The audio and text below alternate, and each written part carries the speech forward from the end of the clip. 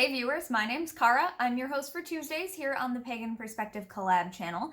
This week we are doing a topic that came from one of our very own team members, and the topic is simply, how did you or how do you decide which holidays to celebrate?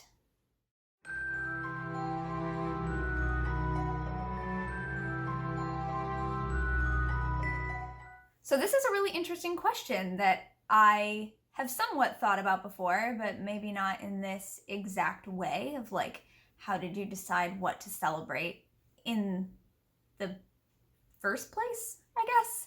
And maybe this applies more to those of us who have come into neo-paganism from other religions and therefore have had to kind of change holidays in some ways. So that definitely is something that we've touched on in the past. So I guess I'll start with the beginning aspect, which is that I started by learning about the holidays that were taught with basic Wiccan practice. So the 8 Sabbath festivals that are associated with the Celtic calendar. Some of them are a little bit more Germanic influenced. The 4 fire festivals, the major Sabbats, and then the solstices and equinoxes known as the lesser Sabbats or the minor Sabbats. I did start studying those right when I started studying neo-paganism and witchcraft back in the day, like 15 years ago. So I started with seeking basically to learn about those things and acknowledge them in some way. From there, essentially, I didn't have a very difficult time personally sort of letting go of the specific religious holidays of my family's religion, because for me, it was always about, do I believe in the thing being celebrated by this religious holiday or not?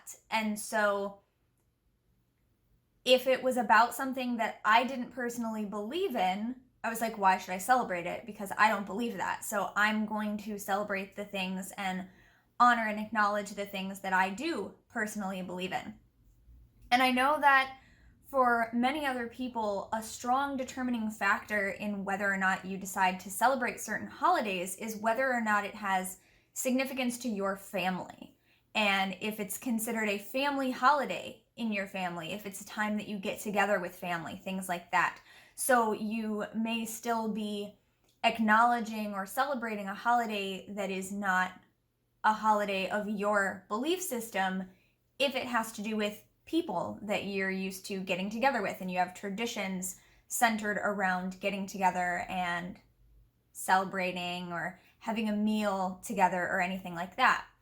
For me, that also wasn't super difficult because I'm not super close to my family, so things like that were not big driving factors for me whatsoever.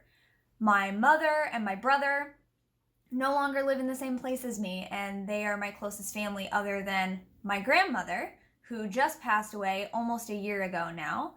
And so I would go and celebrate lots of non-pagan holidays, my family's holidays, with my grandma. Specifically, I was doing it for her. For me, it was not about me still having any belief in the religious aspects of the holiday. It was all just being there for her. And now that she's gone, that tether to those things for me is also gone. I might celebrate something with my mother. My mother does not live in my area anymore as well. So for me, that part was much simpler than I know it is for many of you. So I know a lot of people might still be thinking, should I be celebrating this, or how can I celebrate my own religious beliefs while also doing these things with family or anything like that. So for me, it's not the same as it is for you. So I cannot really give much more advice on that, because for me, it was kind of like clean cut. I don't need to honor or acknowledge those things whatsoever.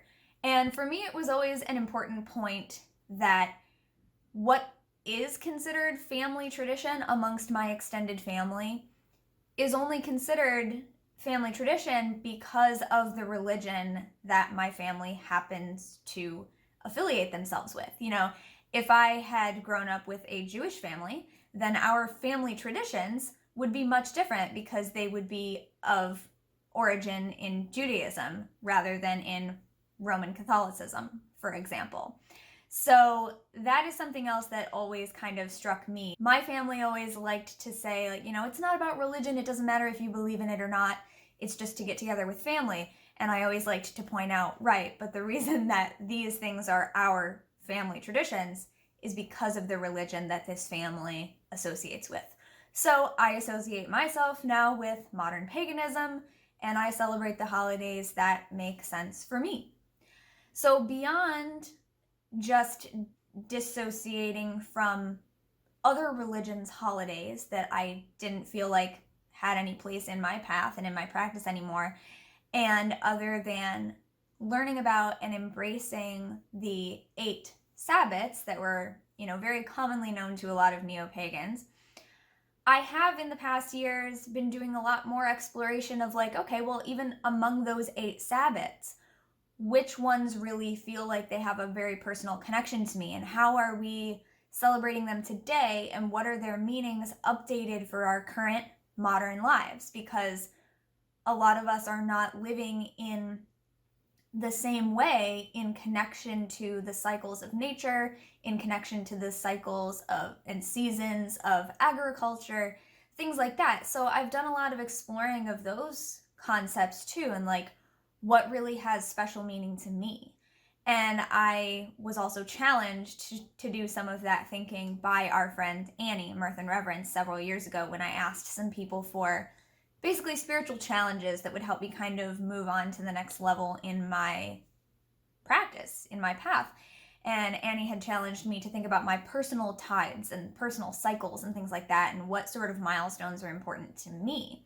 And through that process, I did determine that the passing of the seasons is really important to me. I do live in a place where we experience all 4 seasons, although they are not necessarily equal in length, and they definitely overlap, and there's definitely good and bad about each of them, and all of this. They kind of blend together and mix together sometimes, right?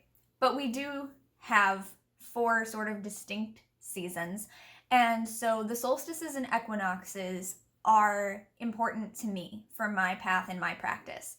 Even though traditionally they are considered the minor Sabbats or the lesser Sabbats, to me, they're pretty darn important.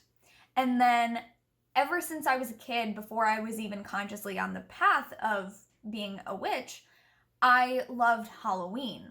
So learning about the origins of Halloween in Samhain, in Dia de los Muertos, all of these things, in ancestor honoring and acknowledgement, those things really spoke to me. And not only because it's Halloween time and I already loved that and had a deep connection with that from the time that I was a child, but working with my ancestors and honoring my ancestors, especially now that my grandmother is among the spirit realm, is something that has been increasingly important to me as well. So I do have a very strong connection with Samhain as well, always have, whatever name you give to that time of year, this time of year, because it just passed.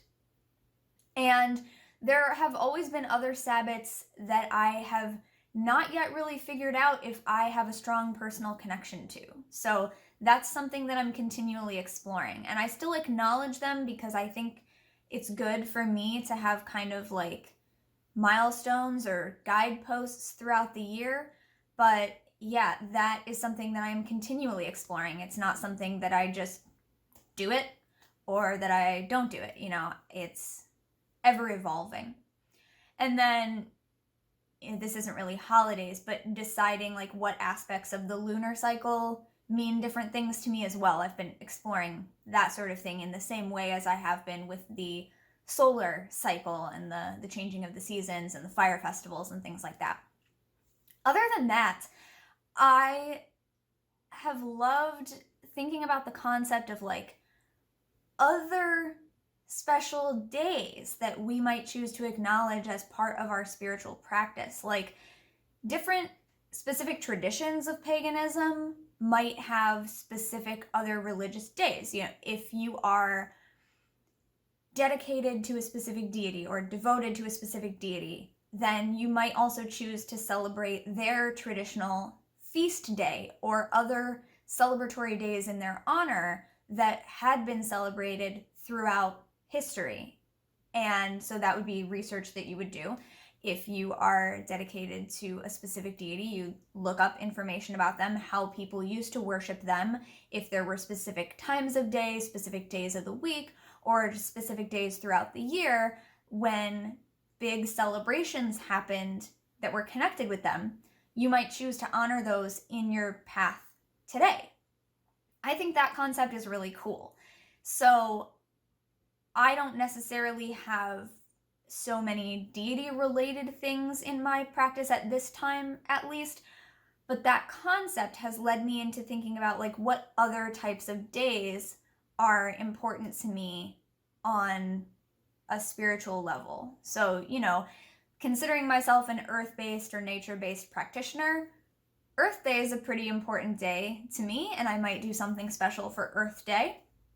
I definitely used to do even more specific special things for Earth Day because when I was part of a Unitarian Universalist church and I was on the Worship Arts Committee as well as the Environmental Activism Committee at that church, I was one of the people responsible for coming up with the special Earth Day service. Every year there was a specific service, whichever Sunday was closest to Earth Day, that we would talk about the environment and the earth and things like that. So I don't have a yearly service that I design and present to people anymore, but that sort of thing enabled Earth Day to be something that was also a guidepost along my yearly journey throughout my path. So things like that. My friends and I used to acknowledge Shakespeare's birthday. We called it Shakespeare Day, and we would get together and read a Shakespeare play together. I have a theater background. My degree is in theater arts, so that is something that we would do, and that to me is like the equivalent of it's like a friendship holiday sort of thing. It's not directly related to spirituality, of course, although there are a lot of symbols and characters and themes related to my religious and spiritual path within Shakespeare's plays. I'm not saying that I revere Shakespeare as a deity or anything like that, not at all. But that's just an example of another day throughout the year that became special to me and my friends because of our connection through the theater. And my connection with theater is very spiritual to me as well. But yeah, so that's just an example. So going back to the main question, trying to wrap this up after just giving you a few examples, how do I decide what holidays to celebrate? I decide what holidays to celebrate based on their significance to the path that I am attempting to walk and what connections I personally have to them and what I personally believe in. So anything that ends up feeling like I don't really believe in the thing that this holiday is supposed to be about, that this is supposed to be acknowledging or celebrating, I either don't celebrate it or I honor it or I acknowledge it in a different way that is honoring the thing that I do believe in instead. So it all comes down to, do I really believe what this is about? And if I don't, then I don't celebrate it. That's my short answer, my 15-minute short answer. Welcome to November. Can't believe it's November already. We're almost to the end of the calendar year. Next month, just so you all have a heads up in case any of you are newer to the channel, next month in December, we will have 1 week of videos by the regular hosts, the full-time hosts, 1 week by the subs hosts, and then the rest of December will be time off of the entire channel, time off for everybody. There will be no videos posted here again from mid-December until after the new year, just to give everyone time, if they are still celebrating multiple other holidays with family or anything like that. And like the New Year is a good one too. I think I've done videos sort of on my channel about the calendar New Year and like, when do you celebrate the New Year? Is it at Samhain, like what some people consider the witch's New Year because it's the Celtic New Year? Or do you celebrate it at, the vernal equinox at the beginning of spring, when the sun re-enters Aries and begins a new journey around the zodiac? Or do you acknowledge it at the turning over of the civic calendar year, January 1st? So that's another thing that's like something that you can decide for you what has the most meaning. And I've talked about that on my personal channel. But yeah, so we will be taking a break. We always do that at the end of the calendar year, just in case of people wanting to take extra time. We like to be mindful of that. And yeah, then we'll be back in January. So, but we have November to get through first. I just wanted to give you that little heads up just in case you wanted to plan ahead. So I will see you next time. Feel free to leave your thoughts about how you decide which holidays you're going to celebrate that are relevant to your path and practice in the comments. And thank you very much for watching.